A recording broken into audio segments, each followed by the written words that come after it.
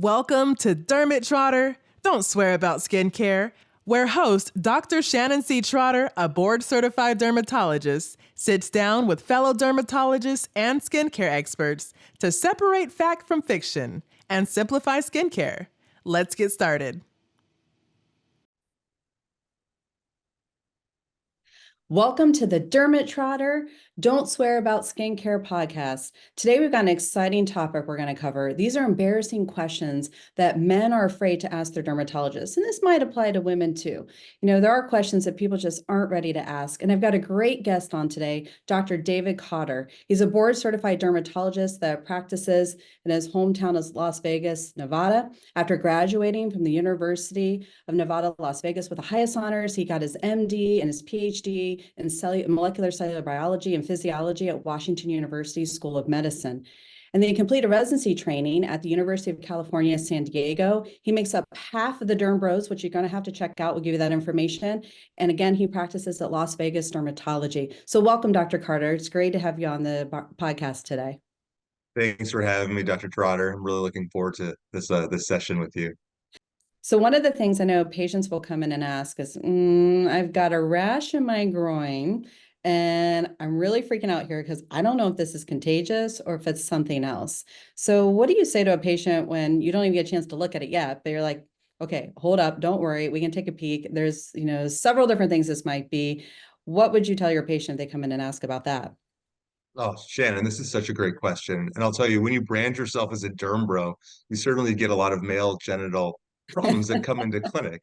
And so depending on how I know the patient, whether there's a relationship there or not, or if it's a new patient, I might approach it a little differently. Maybe it's someone I've been seeing for years and I'll say, yeah, bro, of course it's contagious. What are you talking about? Just to break the ice and be a little tongue in cheek. But if it's someone I don't know, I don't take that approach. I say, well, typically, no, a lot of groin rashes are not contagious. They're usually very easy to treat. But in dermatology, seeing is believing. So after building a little rapport, I just ask to do an exam.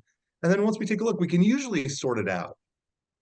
When we think about what's in the differential diagnosis for a groin rash, though, it's super broad. And so for anyone listening who might be a dermatologist or working in dermatology, you can have infectious things, you can have inflammatory things, you can have idiopathic and iatrogenic things. And so some of the infectious etiologies are your colloquial jock itch, which is typically a tinea infection in the groin folds. And pro tip, check their feet too, because a lot of times they'll transfer tinea pedis to their groin when they put their underwear on. So you always want to make sure you treat the feet if you're treating tinea cruris as well.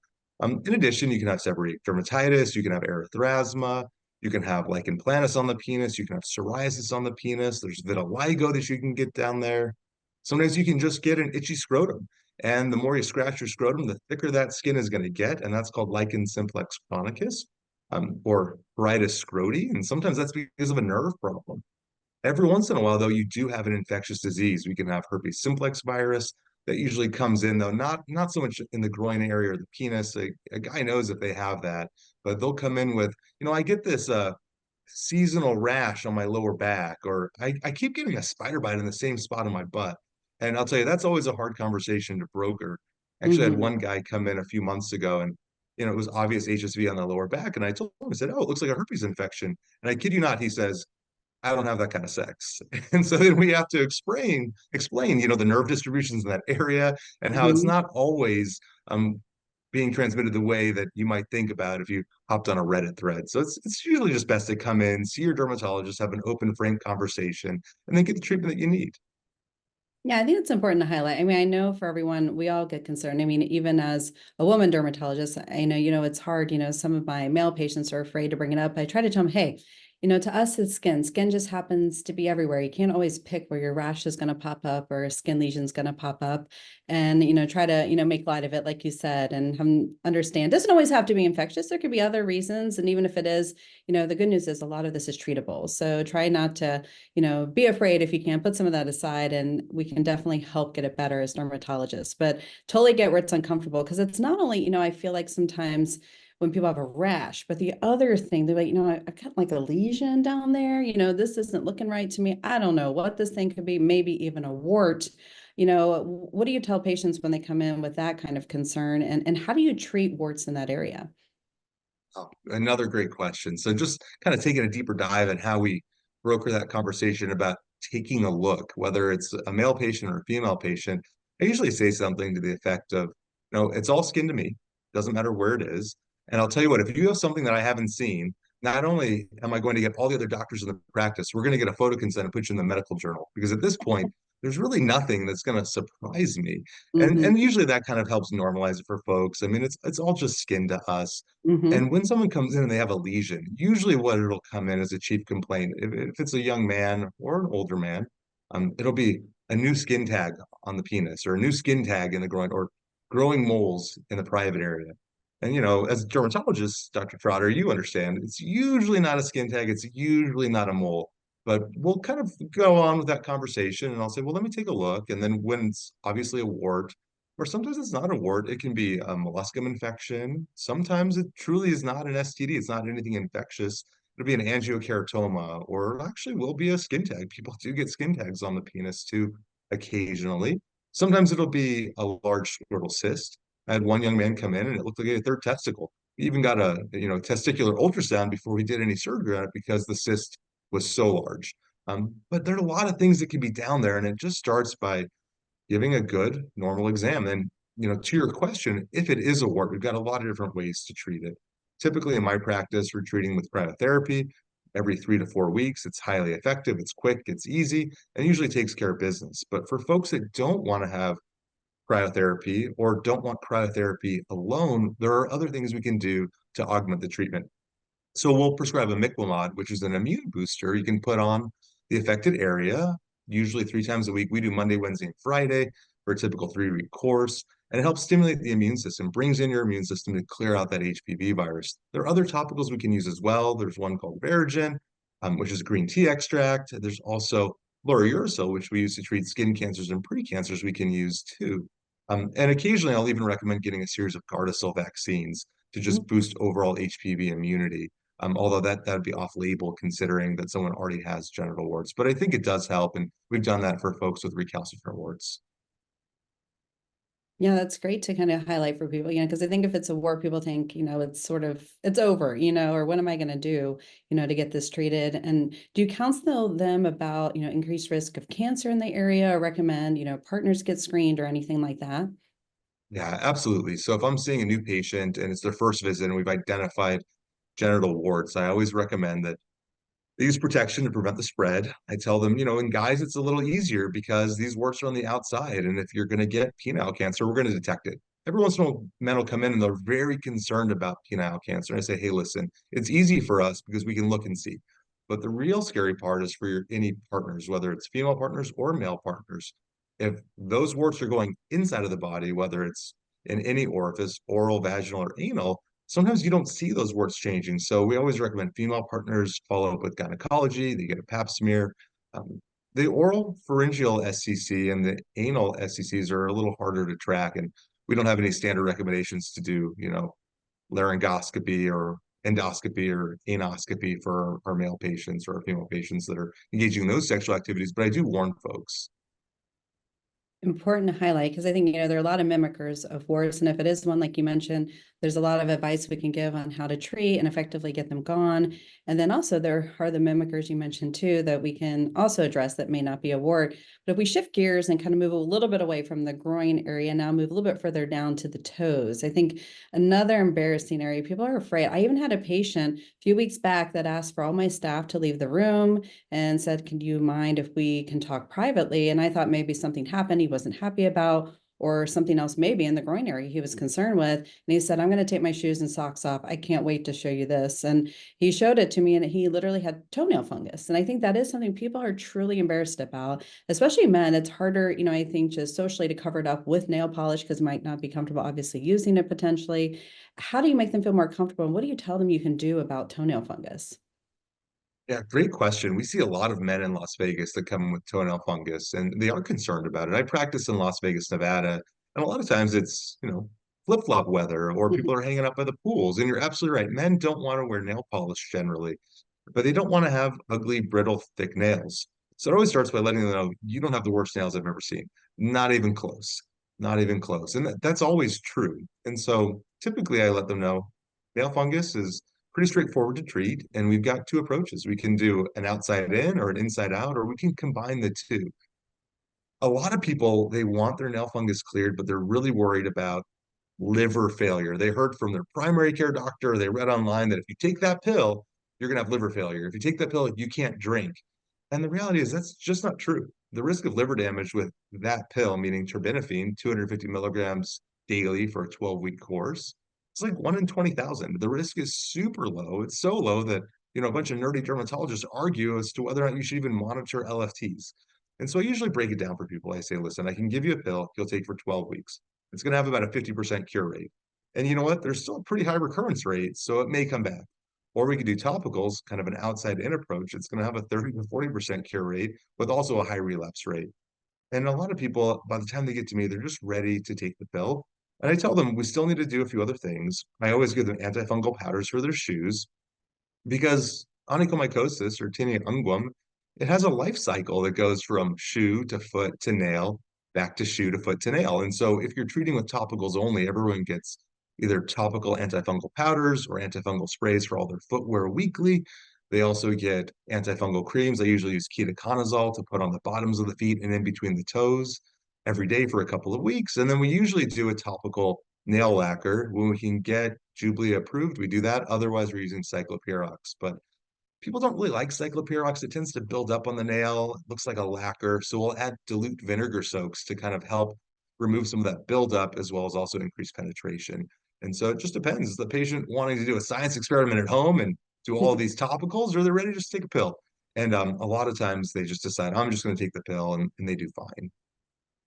What do you think about, some of these advertisements, and I think more so commonly with our podiatry colleagues, the utilization of laser to treat toenail fungus? Do you feel like laser, photodynamic therapy, those options are really, a good option for a patient? Do you feel like they're not successful or viable? What are your thoughts on that? I think they're a big waste of time and a big waste of resources. And we've got a lot of lasers in our office. We've got the right lasers to do these procedures, and we just don't. It's a pain in the butt. And the reality is, like, people still need to wait for the nail to grow out. It still has a high recurrence rate. It's not billable the way that other things are. And so we'd be charging cash. And I Mhm. always tell people, don't throw good dollars after bad. There's safe, effective medical treatments that are going to get you across the finish line for pennies on the dollar.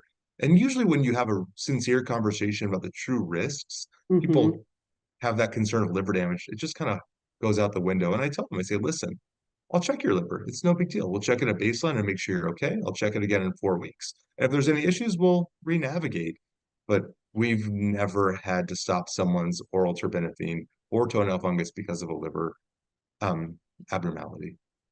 And that's really good to highlight, because I do think that's the most common complaint I have from patients coming in. They're like, oh, can't do the oral pill. My doc said, nope, going to destroy my liver. So I think putting that in perspective is helpful, because it's true. This really impacts quality of life for a lot of people. The embarrassment, they don't want to be out in public. They don't want people looking at them. And I think sometimes we underscore that. And sometimes other doctors do too. They're like, yeah, it's not going to kill them. And I said, yeah, but if, it really limits their ability to socialize or enjoy normal activities, or yes, in places as wonderful as Las Vegas, where we're here in rainy, colder months here in Ohio, that flip-flop weather is important. It's a lifestyle. So I do think we have to, highlight how important it is for some patients to address that more seriously. Now, we've kind of been hopping around, anatomically. So I was going to go back over to kind of the groin area, because this has kind of been a hot topic. I feel like just, what you see in the media, social media, and then just patients coming in asking, and topics are kind of related. One of the things I have patients come in is talk to me about, chafing, in that genital area for when they get to chafing or irritation, and then kind of connected that this whole body deodorant trend. And I wanted to get your thoughts on what you recommend or what you say to patients, because I'm getting more people asking about it and if it's worthwhile doing, and how do they actually treat this or prevent it? Yeah, so there's a lot to unpack there, and a lot of Mhm. things that are what we call non-entities. They're not real medical problems, but they're things that people come into our clinics and ask about. In terms of chafing, that's uncomfortable and that's no fun. And so if you're an active person, you've been there, you've chafed, your thighs have rubbed together on a walk or a run, and then it's uncomfortable. Balls chafing up against the legs, that's usually not something that really is happening. But if it is, there are certain products that are essentially barrier creams that can help protect you. So Glide is an old famous one for runners that you'll put on the inner thighs, and that just helps protect. but we've moved so much farther beyond Glide. There's entire product lines and entire companies that are built around manscaping. In fact, there's one called Manscaped. And so a lot of other people have jumped on board. There's Mando, there's even Old Spice has products, Dove has products. Usually what I tell my patients is that they're overthinking it. They're overthinking it, whether it's ball balm or ball deodorant or crop protector, whatever product it is they've read about online. I say, just like take a step back, make sure you're showering, wash with a gentle soap, and if your skin is dry, use a moisturizer. The other thing I would say is, listen, if you're chafing and it's because you're overweight, I want to support you. I want to help make sure I can protect your skin so you can get out there and you can exercise and you can lose the weight. Because once you start losing the weight, you're going to have less chafing. So that's really important.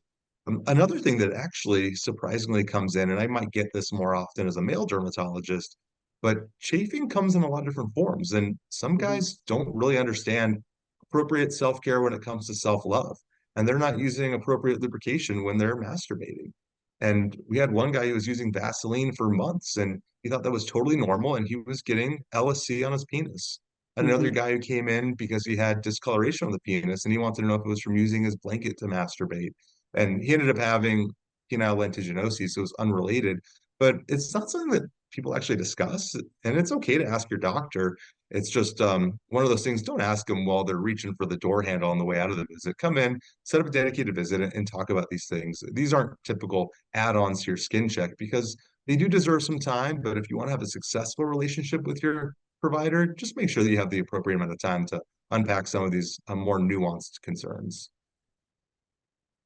And then kind of linked to that chafing, if the whole body deodorant trend, what do you think about these, these types of products, their ingredients? Do you feel like they work? Are they valuable? Do you recommend them to patients? Yeah, I think the whole body deodorant trend is just dumb. I really do. So, in addition to doing general medical dermatology, I do a lot of contact allergy and I do a lot of patch testing here in Las Vegas. And I hate it when people are putting all kinds of quote natural products on their body. I like to remind folks that natural is not always good. Poison oak and poison ivy are natural. And so when someone's coming in and they want a whole body deodorant, the question really becomes like, why? What is your goal? Do you actually have a medical disease? Do you have hyperhidrosis? Do you have a medical disease that causes you to sweat more than normal? And that's what I mean by hyperhidrosis. Or is your sweat excessively stinky? Do you have something called bromhidrosis? And when we actually take a step back and we unpack the reason why someone might want an entire whole body deodorant, we might actually get to a medical diagnosis where we can help them.